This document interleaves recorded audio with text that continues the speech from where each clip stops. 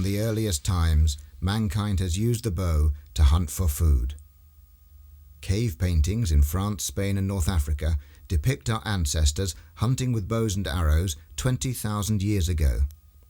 The oldest arrowheads so far discovered were found at Bir el Arta in Tunisia.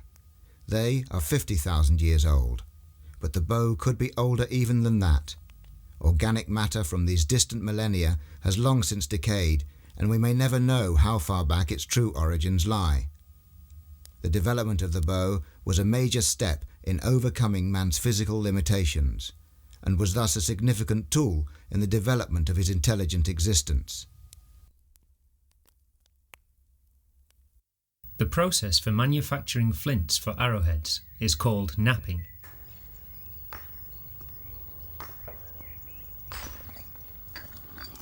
It is the skill of the flint knapper that he can see how the flint is going to flake, and is thus able to strike it in exactly the right place. The edge is prepared to ensure that the chip will break away from the main core as he intends. The napper uses a piece of stone or antler as a hammer.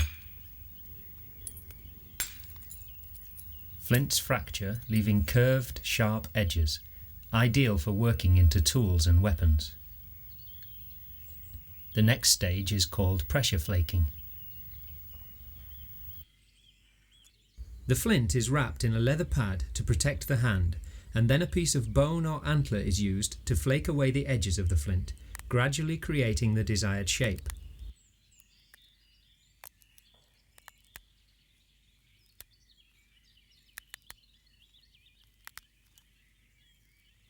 Flint, agate, jasper and obsidian can all be flaked, and some Stone Age cultures still existing alongside our modern civilizations have been known to use materials such as bottle glass to make arrowheads in the same fashion.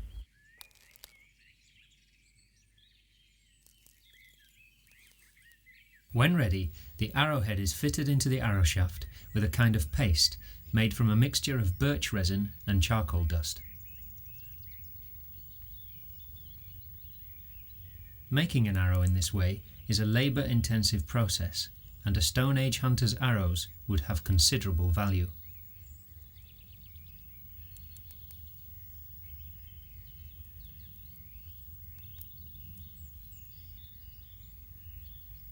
Very often the head is also bound to the shaft. In this instance, it is being secured with nettle fibres.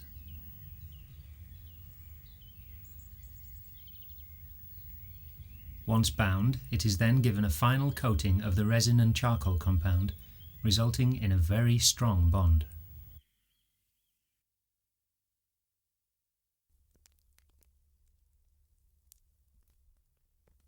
The oldest bow that has so far been found in Britain was unearthed at Mere Heath in Somerset. It has been dated to around 2600 BC. It is a flat bow. That is to say, in cross-section, its limbs are wider than they are deep. Also found in Somerset, at Ashcott Heath, is a bow of the same period. In cross-section, it is D-shaped. This, together with length, classifies it as a longbow. Evidence at prehistoric sites throughout Europe shows that both the flatbow and the longbow were in widespread use. Today, 5,000 years later, there are still those who hunt with the bow and arrow. Although now outlawed in Britain and much of Europe, bow hunting for wild animals is still legal in many parts of the world. In the United States, it has a wide following, as does another form of the sport, where the targets are not live animals, but cardboard cutouts. This is field archery. It originated in America during the early part of this century. A field course is usually laid out in woodland or other natural environment and consists of 28 targets. Many types of target face are available, and a recent development has been the introduction of three-dimensional targets.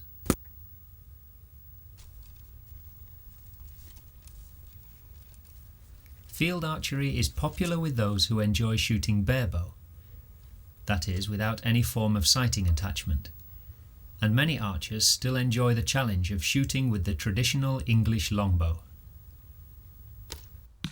In official competitions, the targets are set at measured and marked distances, whereas informal shoots can be set out at unmeasured, unmarked distances to test the skill of the instinctive shooter.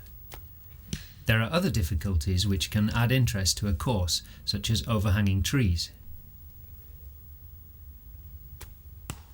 or narrow shooting gaps, which can distract the archer's aim. Natural features can present a range of different shooting situations. Shooting pegs are staked at each target, and the archer must keep his left foot against the peg while he shoots. A field course offers opportunities for medium and long-distance shots, as well as those at very short range. The longbow form, which occurred in prehistory, appears again in Germany and Scandinavia during the Iron Age. An excavated ship burial at Newdam has yielded 36 such bows. This reconstruction shows one with an iron spike on the bottom limb for secondary use in battle. The Vikings made extensive use of archers in battle, particularly during the 9th and 10th centuries. A distinctive feature of their bows is an elaborate string knot on the bottom limb. It requires no nock and does not slip.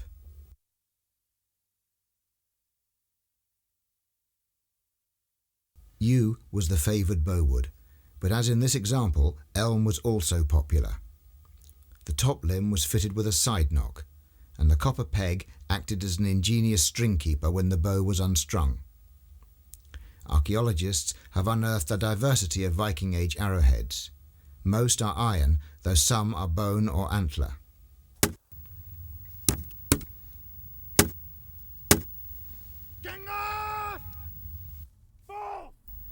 In the 10th century poem, The Battle of Morton, the poet says, "Bowstrings were busy, shield parried point, bitter was the battle." In battle, the archers generally fought behind the front ranks of spearmen. They shot on the move, a tactic which sometimes resulted in the chest draw. At Hastings, the Normans used a combination of cavalry and archers to great effect.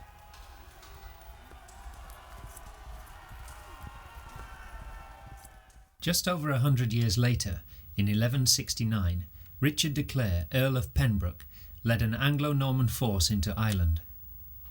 He took with him a large contingent of archers.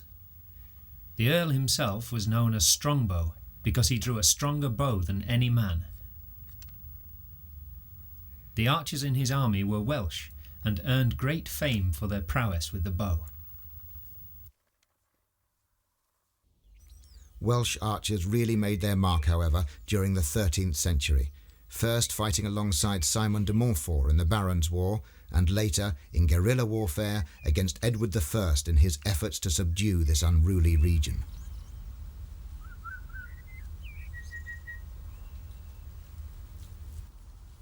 The longbow was not unique to the Welsh. Many counties of England boasted fine bowmen at the same period. Even so, it was the Welshman's barbs that Edward felt most keenly.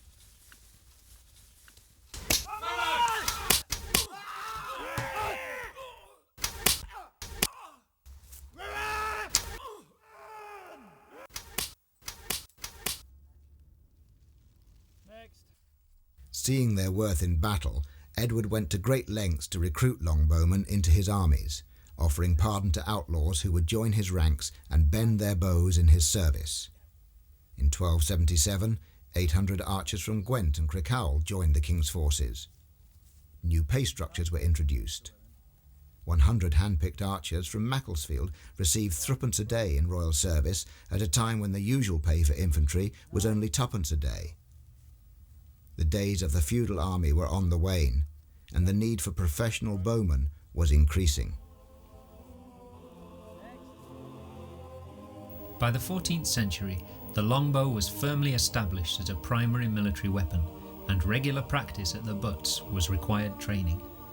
Butts were mounds of earth used as stops, and the garland, made from plaited brushwood, was a common target.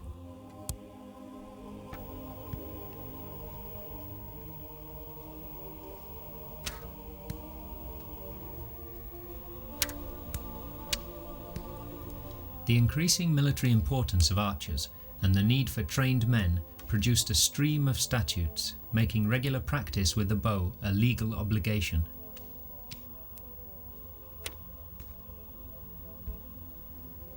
Shooting at the butts was compulsory every Sunday for all able-bodied men between the ages of 14 and 65. A proclamation of Edward III prohibited handball, football, bandyball, and other such like vain plays, and urged on pain of imprisonment that those strong in body should learn the art of shooting.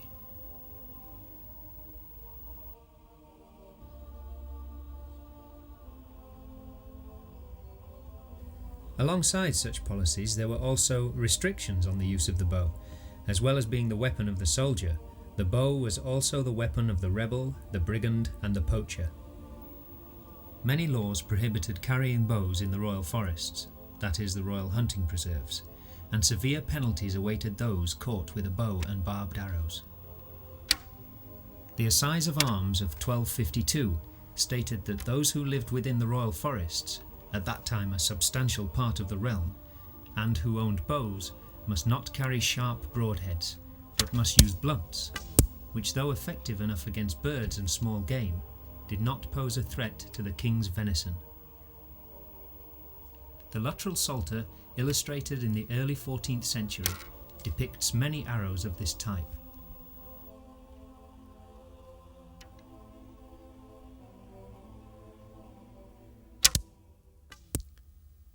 One variation of shooting at the garland was to shoot at wands. Wand shooting required sharp arrowheads. It was popular throughout the medieval period and is often alluded to in connection with archery competitions. It is a most exacting test of the archer's skill.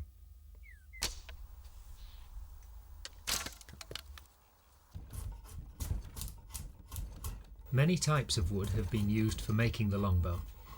Sometimes two or more woods are laminated together. When made from a single wood, it is known as a self-bow.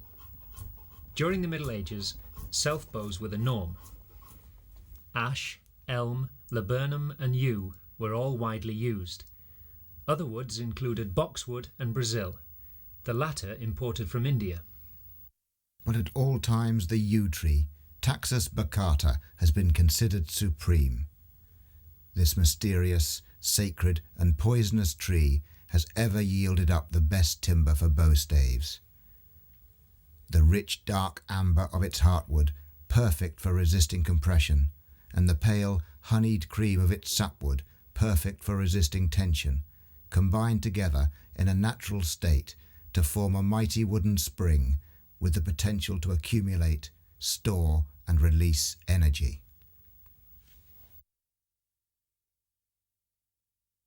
Once the stave has been hewn from the tree, the wood is seasoned for 3 years or so before the bowyer begins work.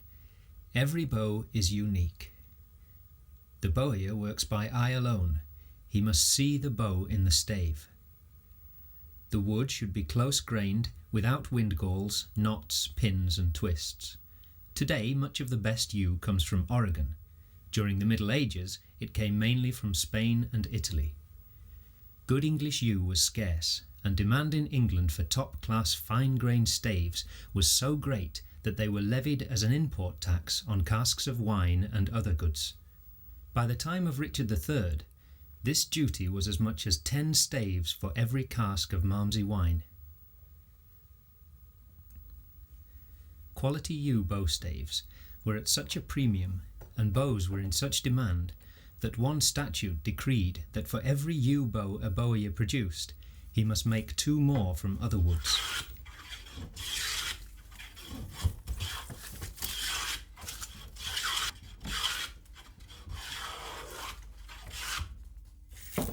As the wood reduces, the work becomes increasingly critical.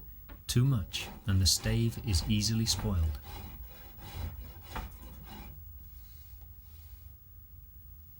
In cross-section, the stave is roughed out to a high arched D shape. Then the limbs are gently tapered, which will give the bow its ability to bend.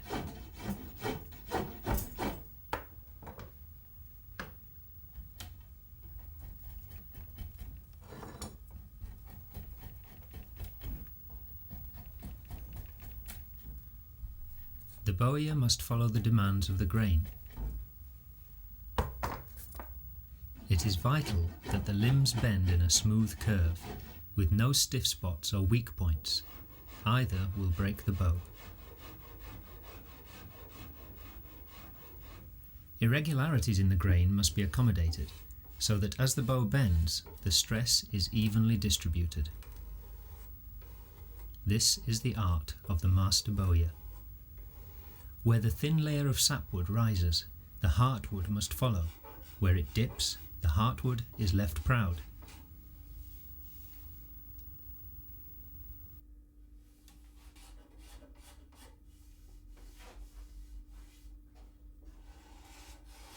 As soon as the stave is up to bending a little, it is made ready to take a string.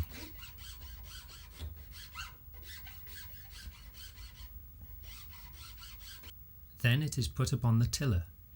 This allows the bowyer to stand back from his work and see how the limbs are coming round.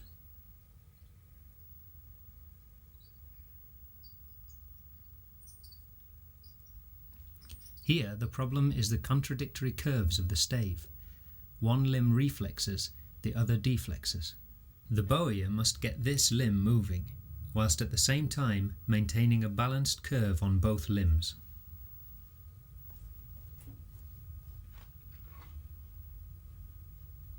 This curious-looking implement is called a float. It is a traditional tool of the bowyer. The Worshipful Company of Bowyers, formed in the 14th century and still existing today as a city livery company, displays 3 floats on its heraldic achievement.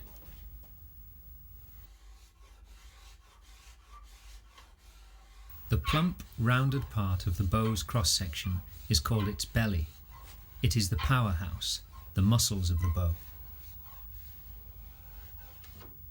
The pale sapwood, which holds everything together, forms the back of the bow, its strong, flexible spine. During manufacture, a stave will be put on the tiller many times. Before it is, the back must be smoothed to minimise the risk of any fibres lifting. Trying a stave on the tiller is always a tense moment. How will it look? Will it hold? Will it come round compass?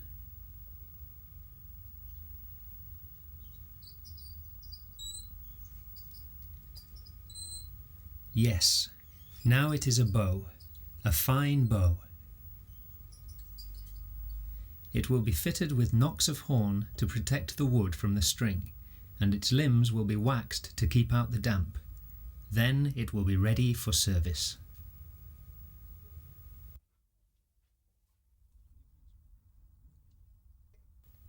As a military weapon, the longbow had its finest hour during the 100 Years' War.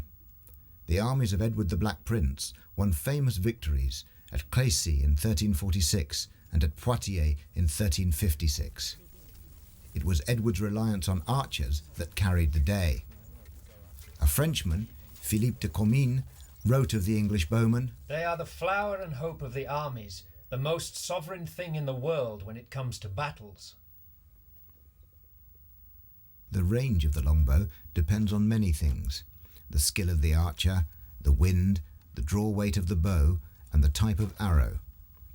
Fantastic distances can be claimed for heavy bows shooting lightweight arrows, but in war, relatively heavy arrows were used, capable of carrying iron bodkins or broadheads. So at what range would an advancing army expect to encounter a storm of arrows? Probably at no more than 200 yards. The strongest men with strong bows could shoot much further. But a few long-range arrows landing amidst the enemy is not an effective or efficient use of precious arrow reserves. To be effective, an arrow storm requires mass volume, saturating the target zone.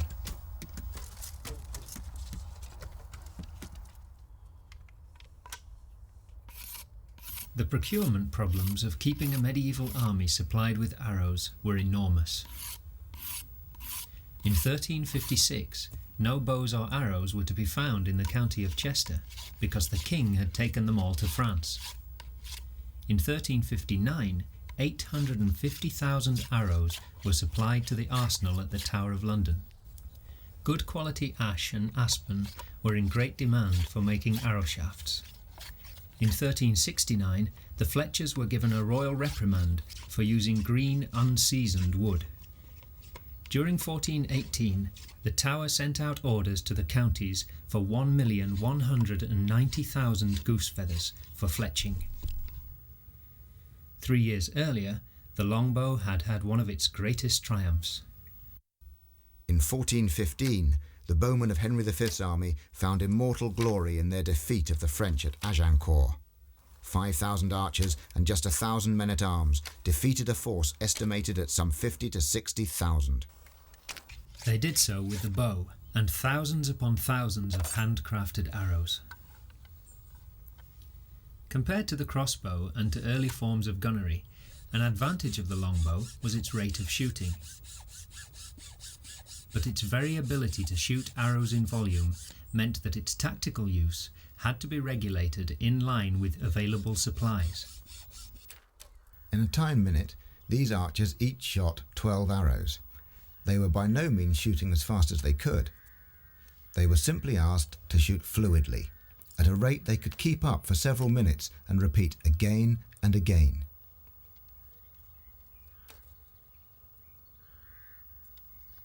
To get an idea of the military significance of this rate of shooting, a man wearing full plate armour was timed as he crossed 200 yards of ground. The ground was fairly steep and wet, though not poached with mud as it might have been in battle. Each shot was ranged to take account of an advancing army. The pace of the advance was regulated to conserve sufficient energy to be able to fight when the top of the rise was reached.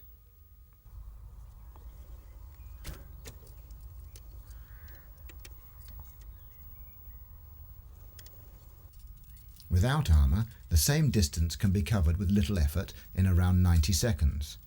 With full armour, it took 2 minutes 17 seconds. If we take 12 arrows as the average shot per minute by each man, then an archer corps of 5,000 men, as at Agincourt, could loose arrows into the air at the rate of 1,000 shafts per second. Shooting consistently at this rate, a supply of 500,000 arrows would be exhausted in just over 8 minutes. In other words, against 4 or 5 enemy attacks. At Crécy, the French attacked 17 times. It therefore seems likely that long-range volleys would be used sparingly, and the bulk of the arrow stocks would be conserved until the enemy were within 100 or even 50 yards. A further advantage of shooting at closer ranges is that fair quantities of arrows can be retrieved before the next attack.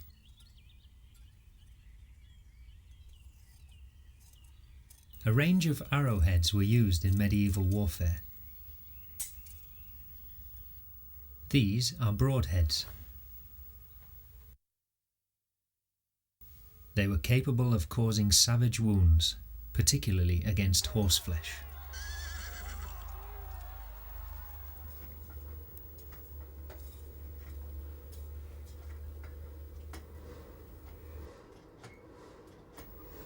The production of arrowheads was a major industry. At times of high demand, arrowsmiths would work by day and by night in a shift system reminiscent of modern industrial practices. Fletchers also plied their craft by day and night, though the bowyers were forbidden by statute to work after dark, lest they turn out bows of inferior quality.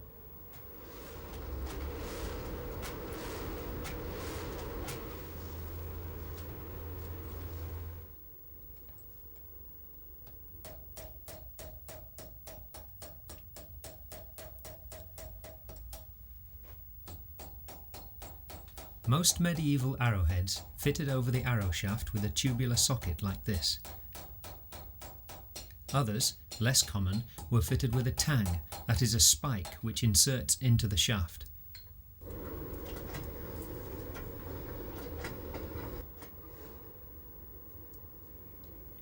One type of arrowhead, made exclusively for war, had a needle-like profile.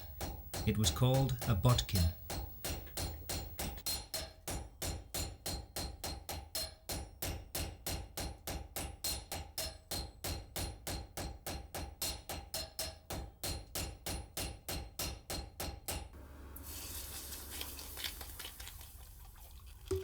Bodkins were designed to attack armour. In particular, they were designed to attack plate armour.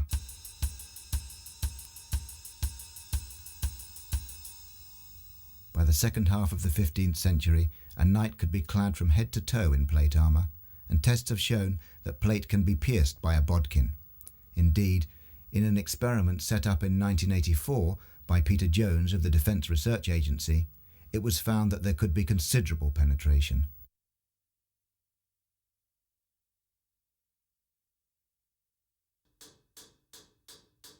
There is still much to learn, both about the armour-piercing capabilities of medieval arrowheads and the ways in which medieval armourers sought to defeat them. In considering arrow penetration, a number of factors have to be taken into account, one of which is the nature of medieval steel. Up until around 1480, by which time English bowmen had been a supreme force for over 150 years, armour was relatively soft and contained many impurities. In fact, it had similar properties to Victorian wrought iron, which is what was used in the 1984 experiments. Another consideration is the thickness of the armour. Here at the Wallace Collection in London, a 15th century sallet is being gauged. Where it protects the skull, armour was at its thickest, usually around 3 mm. But where mobility was required, such as for arms and legs, much thinner gauges were used. Beneath the outer casing of his armour, a knight wore a thick padded arming doublet. This was to absorb the shock of heavy blows, but it also meant that an arrow had to penetrate to a considerable depth to have any disabling effect. The angle that an arrow strikes the curved, glancing surface of an armour is crucial to its success, and arrows shot from longer ranges are more likely to strike at oblique angles. When the target plate is set at an oblique angle, the effect on the arrow is remarkable. As we have seen, in the right circumstances, the bodkin could defeat plate armour, but only a small proportion of a medieval army wore full plate. It was expensive. Various combinations of plate, mail and padded jackets were the more usual attire. Mail, of course, was easily defeated by the bodkin. An alternative form of armour was the brigantine. It consisted of a number of small plates individually fixed to a tough fabric covering. Brigantines were especially favoured by archers. They gave good protection and at the same time allowed the necessary mobility for shooting.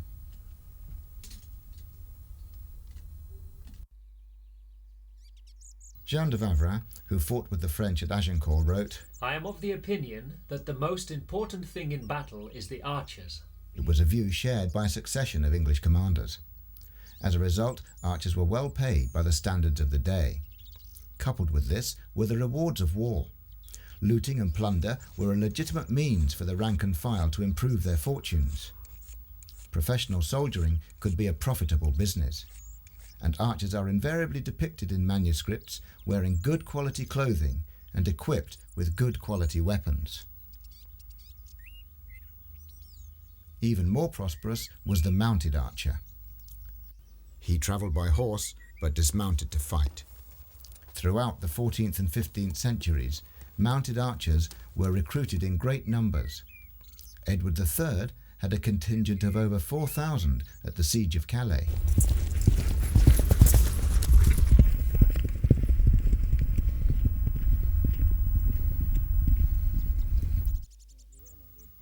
The reputation of English bowmen put them in high demand. The Dukes of Burgundy employed several companies in their wars against the Swiss, and one Burgundian captain wrote, with some indignation, The English have been more watched and admired in our army, and better esteemed than were our robes of gold and costly adornments. Although mounted archers generally dismounted for battle, there is some evidence to suggest that this was not always so. This figure on the Bayeux tapestry shoots his bow from a galloping horse, and there is at least one 15th century manuscript that depicts armoured knights shooting the longbow from horseback. But such tactics are against the general tradition of fighting in the West, where the approach to warfare has usually been one of stolid defence. Walls of archers entrenched behind their defensive positions, or walls of armour, blocks of heavily armoured troops moving as solid units like mobile fortresses. This is quite different to the fluid style of warfare encountered in the East. Here, the traditions of nomadic peoples gave rise to the supremacy of the mounted archer.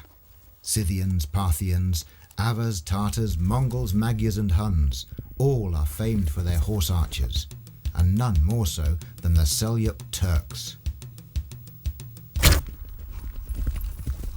The renown of Turkish archery and the regard in which they hold it owes much to the magnificence of their composite bows. The traditional composite bow occurs in many different national forms. It is made from laminations of horn, wood and sinew. A particular feature is that it is recurved, which makes the limbs work with extraordinary efficiency. Since the development of glass fibre in the 1950s, bows made for archers in the West have mimicked this ancient design.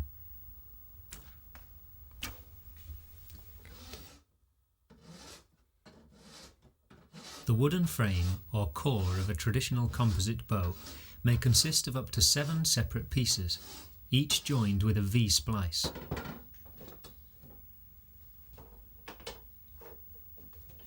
A scraper is used to make one surface of the core convex, so that it will butt perfectly with the concave surface of the horn. A toothed scraper, the tashin, is then used to prepare the surface with deep parallel grooves, ready to receive the hot glue. Some traditional glues are made from hides, but the glue that has been most widely used is one called isinglass. It is made from the swim bladders of fish boiled in water.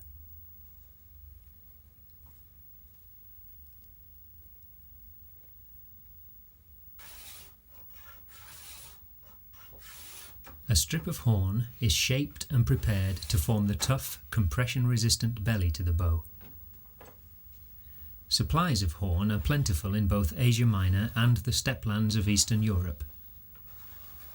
The best horn, that is the most flexible and resilient, comes from the water buffalo. The scored surfaces are intended to increase the surface area of the bond and to prevent sideways slipping.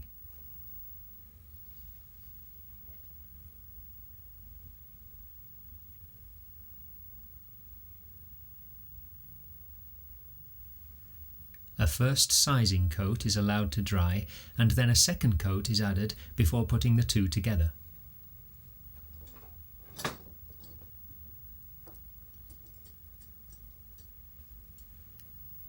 The adhesion is critical, and the two components must be lashed together as tightly as possible while the glue sets.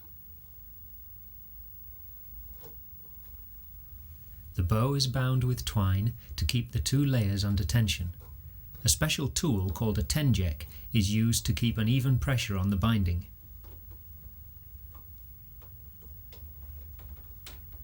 The recurved shape of the finished bow is created by tying the ends of the bow together with a cord, thus setting it in a reflexed state while the glue dries. It is left for at least a fortnight. The sinew is first prepared by hammering until it becomes fibrous. This will form the elastic, tension-resistant back to the bow.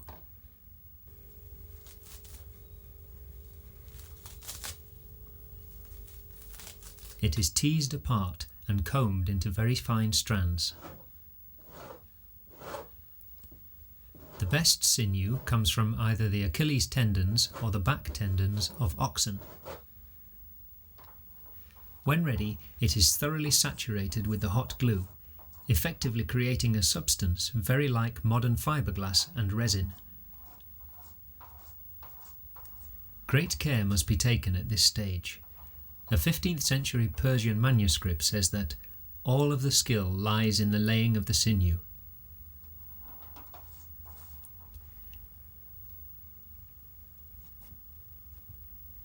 The fibres of each bundle of sinew must overlap with those of the next, so that it forms one long continuous strip.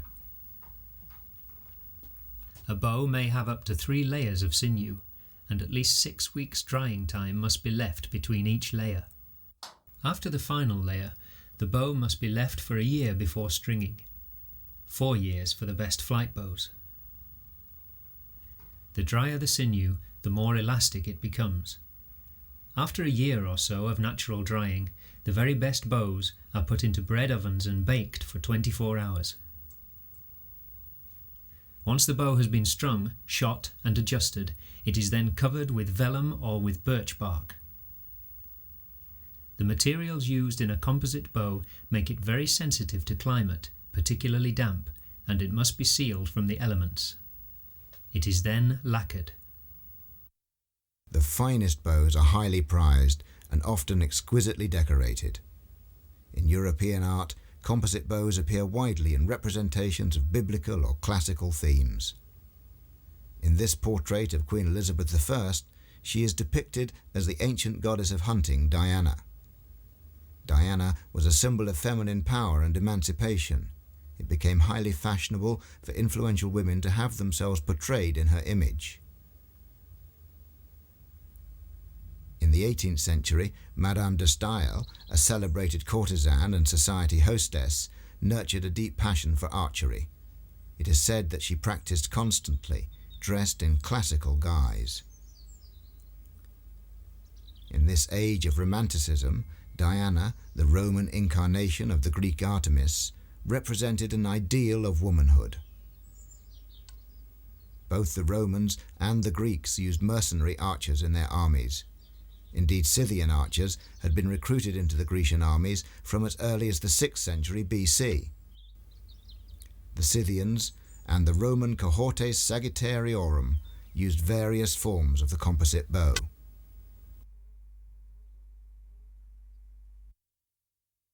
In 1795, Mahmut Effendi, secretary to the Turkish ambassador in London, shot an arrow a distance of 480 yards in a field behind Bedford Square. It was shot, of course, with a composite bow. In order to string the immensely powerful bows that are necessary for shooting such distances, the bow is first partially bent around wooden blocks called tepeliks. The pursuit of distance records is called flight shooting. For the Turks, it is a hallowed tradition. 3 years after Mahmut Effendi's demonstration in London, the Sultan Selim is said to have shot an arrow 972 yards. His feat was witnessed by Sir Robert Ainslie, British ambassador to the Ottoman court. This attachment is called a seeper. It allows the short flight arrow to be drawn back into the bow itself, giving maximum power to the minimum size of arrow. The standard method of shooting the composite bow is with a thumb release. The thumb is protected by a thumb ring, which in turn is hooked over the string. Thumb rings have been made in bone, horn, and a host of semi-precious materials. They occur in many forms. The cylindrical ones are Chinese.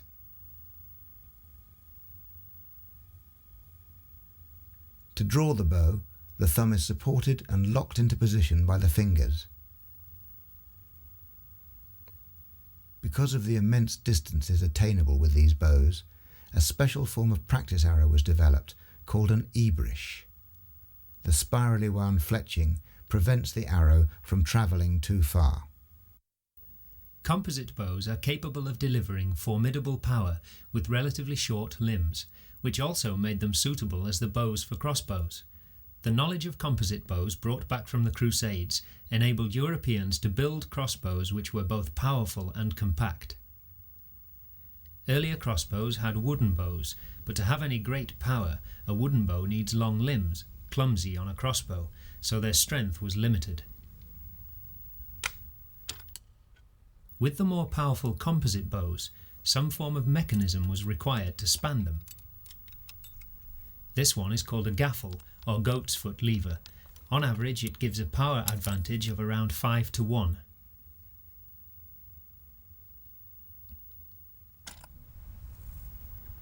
An alternative device is the cord and pulley system, which attaches to a belt.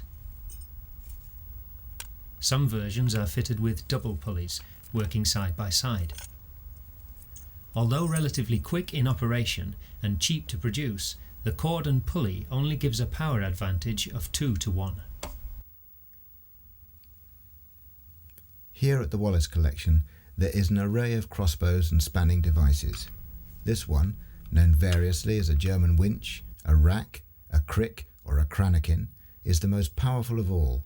It has a power advantage of 145-1. It was in use from the late 14th century onwards.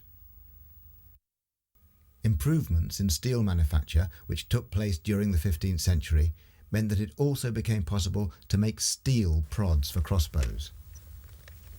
These could be tremendously powerful, producing battlefield weapons of greater range than before.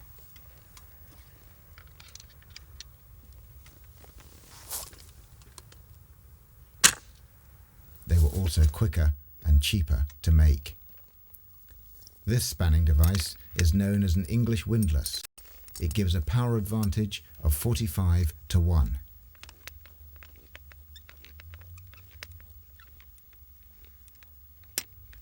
Crossbowmen were deployed in massive numbers. At Poitiers, the French used 6,000 Genoese. Then came on the cruel company of crossbowmen, making a darkness in the skies with the multitude of quarrels which they shot.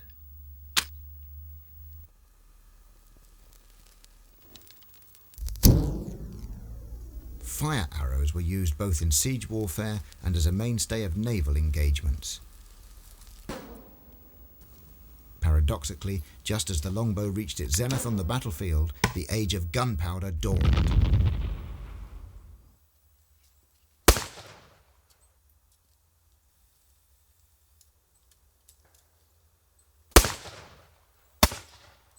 The first major battle at which the use of gunpowder was recorded was Crécy in 1346. One chronicler wrote, "The English struck terror into the French army with 5 or 6 pieces of cannon, it being the first time they had seen these thundering machines." It took another 100 years for the gun to completely oust the bow from the battlefield, not least of all because early handguns were so slow to load. However, by the end of the 15th century, the more easily trained handgunner was becoming an increasingly familiar sight.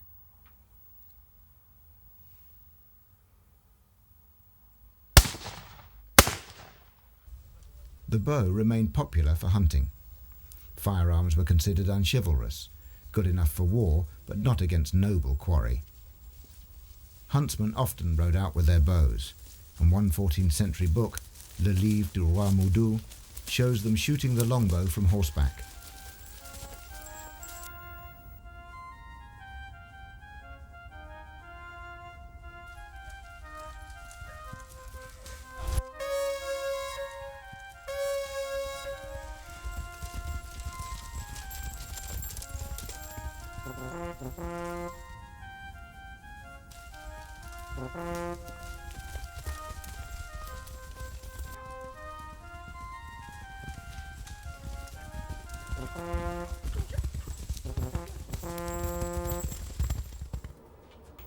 The type of arrowhead necessary for hunting large game was broad. In his celebrated treatise on hunting written in 1387, Gaston Phoebus, Count of Foix, declared that there should be a width of 4 fingers between the barbs.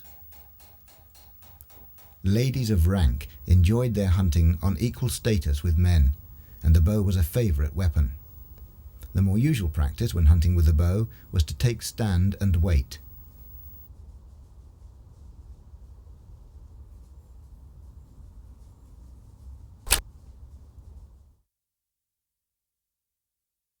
Crossbows were also extremely popular for hunting. This remarkable example is 15th century German. In England, crossbows were banned by Magna Carta, and many subsequent statutes continued to outlaw them to all but the wealthiest landowners. They were the weapon of the poacher and the assassin. In 1087, William Rufus, King of England, had been killed by a crossbow bolt while out hunting in the New Forest. Most crossbows were fitted with horn clips to prevent the bolt from slipping out of its shallow groove. This was a particular advantage when shooting from horseback.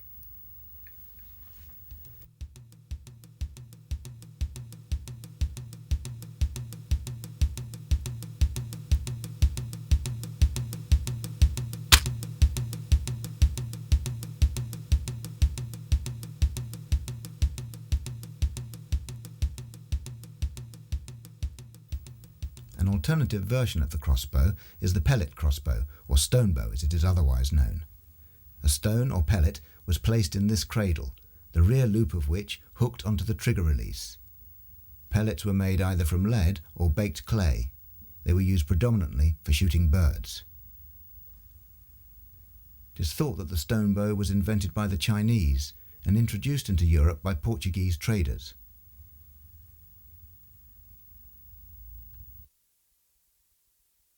"Oh, for a stone bow to hit him in the eye," cries Sir Toby Belch in Shakespeare's Twelfth Night. Made in all manner of sizes for men, women and children, they were immensely popular throughout the 16th and 17th centuries. Another Chinese invention was the repeating crossbow.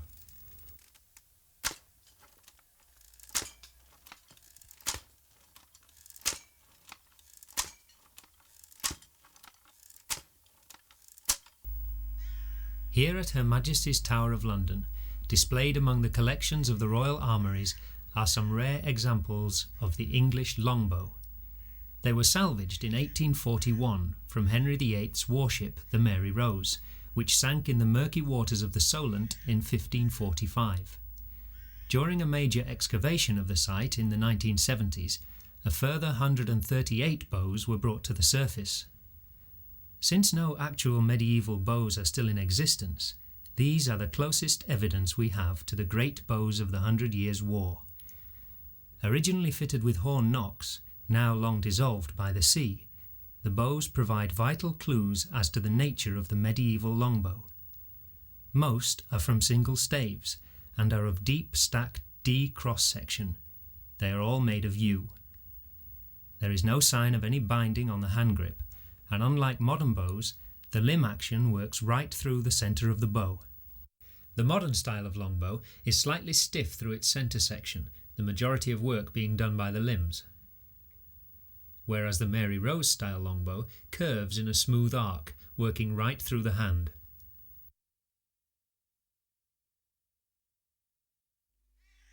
Henry VIII actively promoted the use of the longbow, outlawing both the crossbow and the handgun. In 1510, he sent to Venice for 40,000 of the best quality yew staves, and in 1534 he commanded that 30,000 longbows be made and stored in the tower. Most of the bows found on the Mary Rose have been calculated to have draw weights in a range of 70 pounds to 140 pounds. They are a remarkable legacy. In 1544, Roger Ascham, a tutor in Greek and Latin to Henry VIII's children, wrote a treatise on archery. It was called Toxophilus, and it captured for posterity an age when men knew and used the bow. Ascham's 5 principles, standing, knocking, drawing, aiming and loosing, remain the foundations for all good shooting. But Henry's preferment of the longbow was against the tide of change. In 1549, Bishop Latimer preached a sermon lamenting the decline in the nation's archery. It was too late. A generation were walking to the butts for the last time. Ever mindful of the defence of his realm, Henry had already capitulated on his earlier ban of handguns and crossbows. In 1537, he incorporated the Guild of St. George to encourage the study and practice of all shooting, namely with longbows, crossbows and handguns. This was to become the Honourable Artillery Company. It still exists today, as an adjunct to the Territorial Army, and thus has the distinction of being the oldest regiment in the British Army. Preserved here at its London headquarters is the last roving mark to have been removed from nearby Finsbury Fields. Roving is cross-country shooting from one mark to another.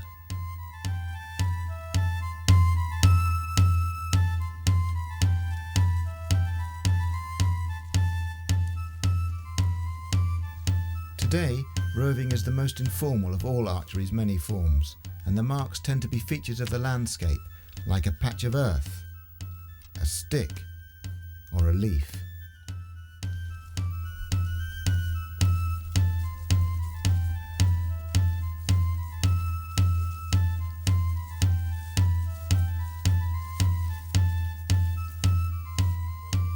The archer whose arrow lies closest to the mark chooses the next. The distances are random, according to the whim of the shooters, whereas at Finsbury Fields the distances were fixed between each stone mark. There is a map belonging to the Honourable Artillery Company, which shows the layout of this ancient shooting ground in great detail. The distances between each mark are noted in scores and yards, so that the distance between, say, Scarlet and the White Hall mark is 12 score and 2, which is 240 yards. The distance between the Lambeth mark and the Turk's Whale mark is 3 score and 13, a mere 73 yards. The permanent stone markers were surmounted by wooden posts or crosses to make them visible from a distance.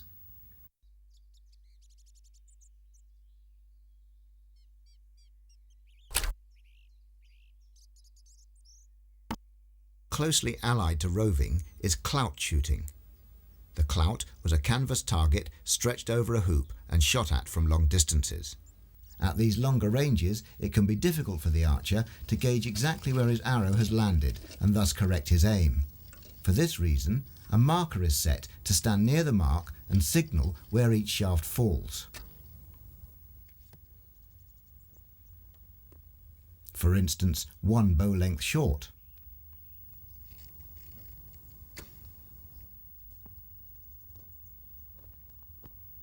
Or 2 bow lengths over, and so on. For a perfect hit, a dead man.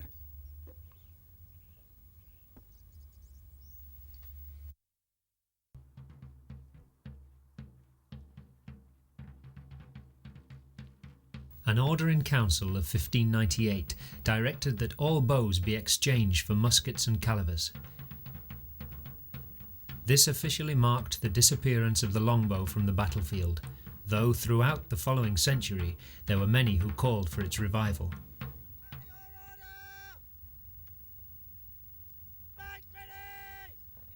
It was argued that the longbow could get off 6 shots for every 1 fired by a musket. Charles I renewed old statutes insisting on archery practice, and he took measures to safeguard ancient shooting grounds. During the Civil War, he tried in vain to raise a company of archers from the undergraduates at Oxford University. Before the battle at Stow-in-the-Wold, Sir Jacob Astley had an arrow land between his feet. It was a rare event. The fashion was for gunpowder, and the bow was no more to be bent in anger.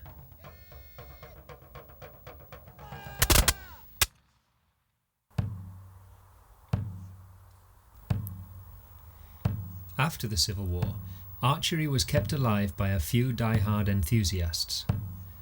One such was Sir William Wood. At his burial in 1691, 3 flights of whistling arrows were shot over his grave.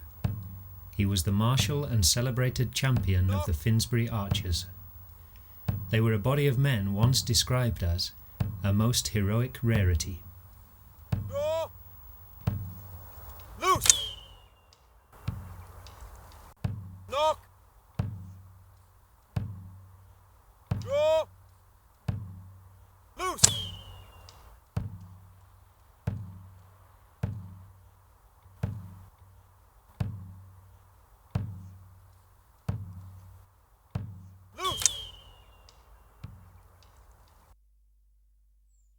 Whistling arrows were more common in Japan, in particular for the Hikime ceremony intended to drive away evil and bring peace and happiness.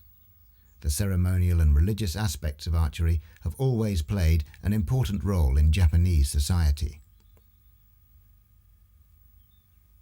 Bamboo, of course, is the traditional material for both bows and arrows.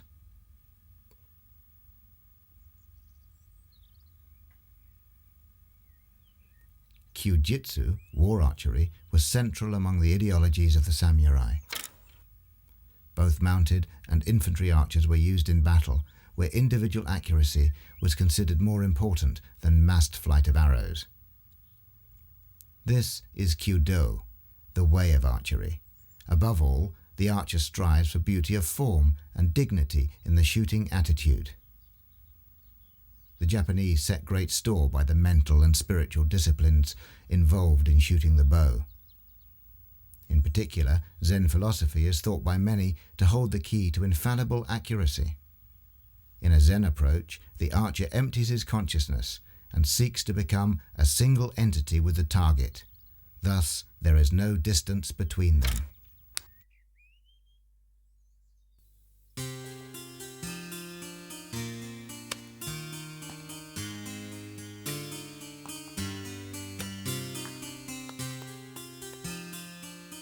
Shooting at targets became popular in Britain during the Regency period.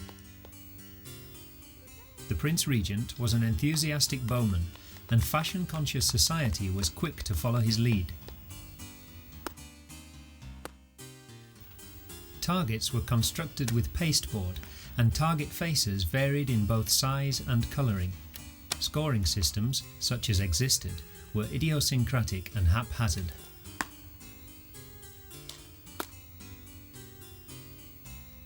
The revival of archery as a cultivated diversion amongst the elegant beau monde also prompted the formation of a number of prestigious archery societies.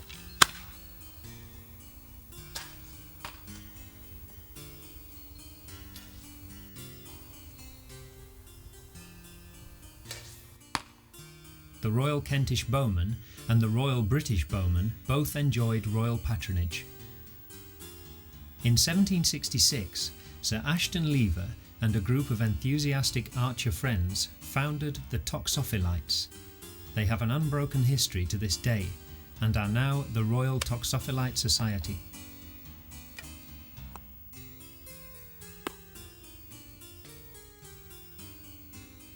The Royal Company of Archers in Scotland had had the Royal Charter since 1704. In 1791, 2 of its members fought a duel, each shooting 3 arrows at the other. No harm came to either party. Since 1822, the Royal Company has been the Sovereign's official bodyguard in Scotland.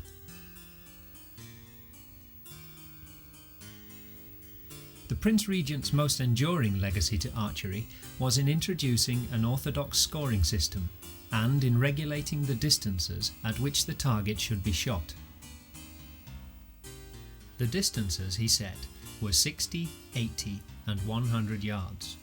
Called the Prince's lengths, they are the ranges still shot for a York round today. The target face he designed would also be familiar to any archer today. The Prince's reckoning, as it is known, remains a standard for scoring. 1 for the outer white, 3 for the black, 5 for the inner white or blue. the red scores 7 and the gold 9.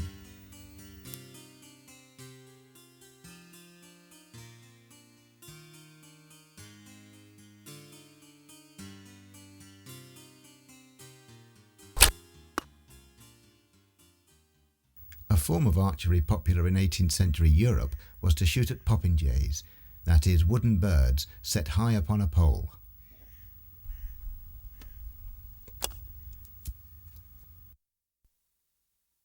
Popinjays have also been a favourite target for the crossbow since at least the 13th century. This example of a target crossbow is Flemish and dates from the 18th century. During the Middle Ages, many European towns formed guilds and fraternities of crossbowmen for their defence. A number of these guilds remain to this day and carry on the tradition of shooting at the popinjay.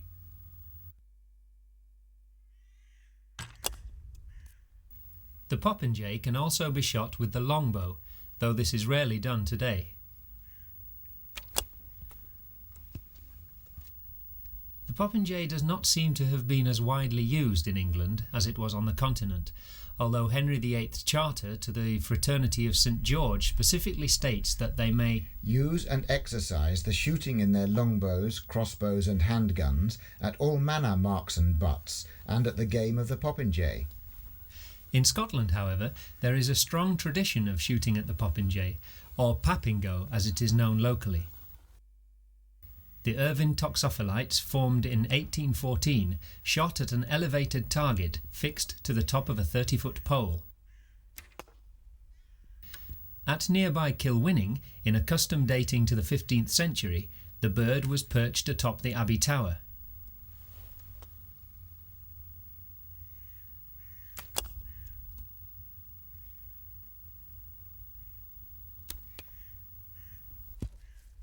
In 1841, Prince Albert became patron of the Kilwinning archers, although in 1870 the papingo was raised on the Abbey Tower for the last time, until a recent revival of the custom in 1950. In 1856, Horace Ford published his famous book, Archery, Its Theory and Practice. He has been described as the father of modern target shooting. Target shooting at precisely measured distances was the only form of archery that he would countenance.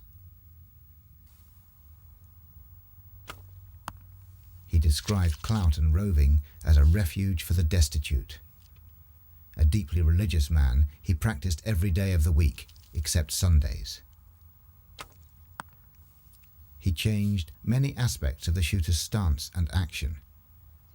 Ford was 12 times champion of Great Britain and consistently shot record scores. Once, when asked, "Why don't I improve? I am always practicing," Ford replied, That is the reason. You use your arms too much and your head too little, and so you go on repeating and confirming your faults instead of mending them."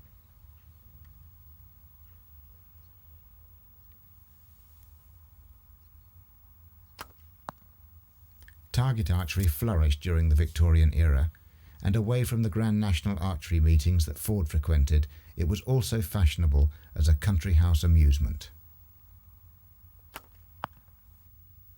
The Grand National Archery Society was formed in 1861, and to this day it is the governing body of target archery in Great Britain.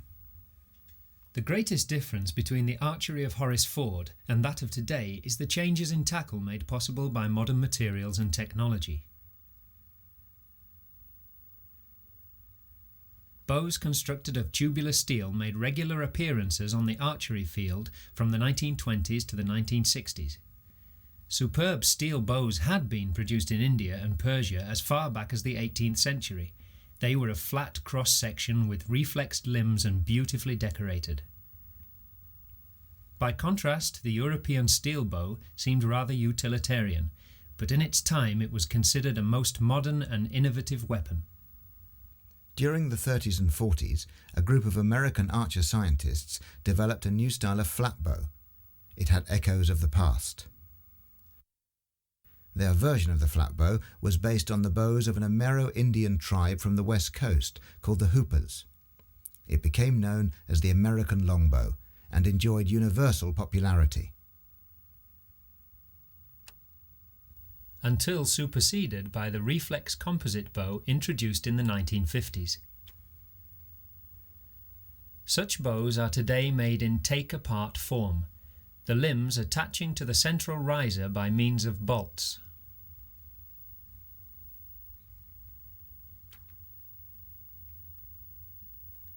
Modern engineering and lightweight materials such as carbon fibre and aluminium have given rise to all manner of elaborate bow designs.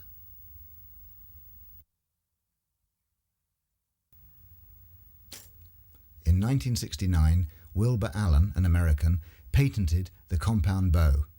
Using a system of eccentric wheels to distribute the load, the archer only holds a percentage of the weight at full draw, so that at full draw a bow of 50 pounds may let down to 25. With this embrace of new technologies for the bow has come other developments, such as all manner of mechanical release aids, and aids such as kissers to ensure absolutely consistent anchor points. Precisely calibrated sighting systems have been developed. Some even incorporate scopes and levels.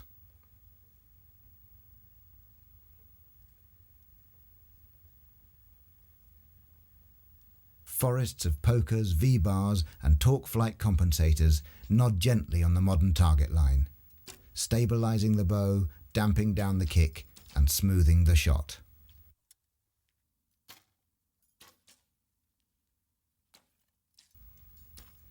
The effect of new technology on arrows has been of particular significance.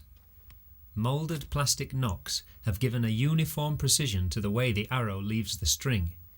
They have also given Hollywood the means for countless historical faux pas. Tubular aluminium arrows can be made with matching specifications impossible to achieve with wood. And today even more exacting specifications are produced in carbon fibre.